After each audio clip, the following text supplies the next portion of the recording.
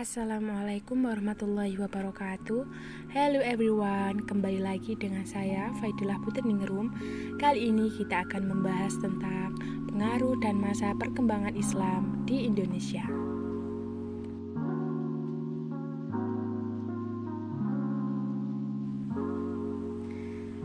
Yang pertama yaitu ada cara Islam menyebarkan agamanya. Proses penyebaran agama Islam di Indonesia dilakukan dengan cara yaitu melalui perdagangan, perkawinan, pendidikan, politik, kesenian, dan tasawuf, yang kesemuanya mendukung meluasnya ajaran agama Islam. Selanjutnya yaitu ada perkawinan. Kedudukan ekonomi dan sosial para pedagang yang sudah menetap makin membaik. Para pedagang itu menjadi kaya dan terhormat, tetapi keluarganya tidak dibawa serta. Para pedagang itu kemudian menikahi gadis-gadis setempat yang syaratnya mereka harus masuk Islam. Cara itu pun tidak mengalami kesulitan. Misalnya, perkawinan Raden Rahmat Sunan Ampel dengan Nyai Gede Manila, Putri Tumenggung Wali Kota. Perkawinan antara Raja Brawijaya dengan Putri Jeumpa yang bagaimana Islam kemudian berputra Raden Patah yang pada akhirnya menjadi Raja Demak. Selanjutnya yaitu jalur perdagangan. Pada abad ke-7 Masehi, bangsa Indonesia kedatangan para pedagang Islam dari Arab, Persia, dan India. Mereka telah ambil bagian dalam kegiatan perdagangan di Indonesia. Hal ini konsekuensi logisnya menimbulkan jalinan hubungan dengan antara masyarakat Indonesia dan para pedagang Islam. Di samping berdagang, sebagai seorang muslim juga mempunyai kawan. Jiban berdakwah, maka para pedagang Islam juga menyampaikan dan mengajarkan agama dan kebudayaan Islam kepada orang lain. Selanjutnya yaitu ada jalur politik.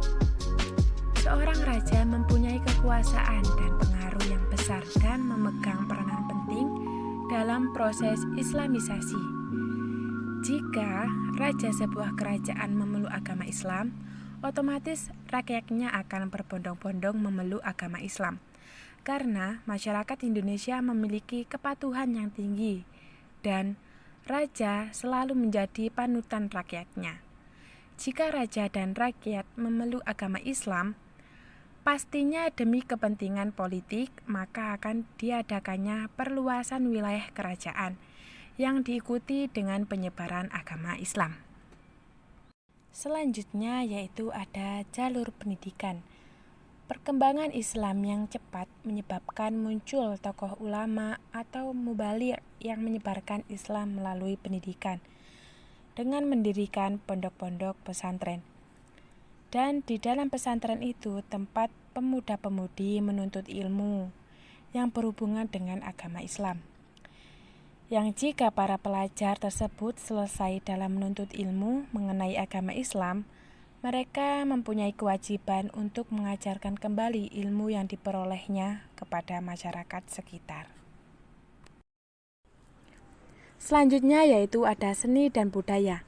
Perkembangan Islam dapat melalui seni budaya, seperti bangunan masjid, seni pahat, seni tari, seni musik, dan seni sastra. Cara seperti ini banyak dijumpai di Jogja, Solo, Cirebon, dan lain sebagainya. Seni budaya Islam dibuat dengan cara mengakrabkan budaya daerah setempat dengan ajaran Islam yang disusupkan ajaran tauhid yang dibuat sederhana, sehalus dan sedapat mungkin memanfaatkan tradisi lokal. Misalnya, membumikan ajaran Islam melalui syair-syair, contohnya Gending Dharma dan Suluk Senanbana. Selanjutnya yaitu ada perkembangan Islam di Sumatera dan Jawa. Yang pertama yaitu ada perkembangan Islam di Sumatera. Daerah pertama dari kepulauan Indonesia yang dimasuki Islam adalah Sumatera bagian utara seperti Pasai dan Perlak. Karena wilayah Pasai dan Perlak letaknya di tepi Selat Malaka. tempat lalu lintas kapal-kapal dari India, Persia, dan Gujarat, yang juga para mubalik Islam banyak yang menetap di bandar-bandar sepanjang Sumatera Utara. Mereka menikah dengan wanita-wanita pribumi yang sebelumnya telah diislamkan. Yang kedua yaitu ada perkembangan Islam di Jawa. Masuknya Islam di Pulau Jawa pada awalnya dibawa oleh pedagang Muslim setelah berdirinya Kerajaan Malaka yang mencapai puncak kejayaannya pada masa Sultan Mansur Shah. Wilayah perdagangannya sangat luas sampai ke Jepara, Demak, Tuban, dan Giri. Melalui hubungan perdagangan tersebut, akhirnya masyarakat Jawa mengenal Islam.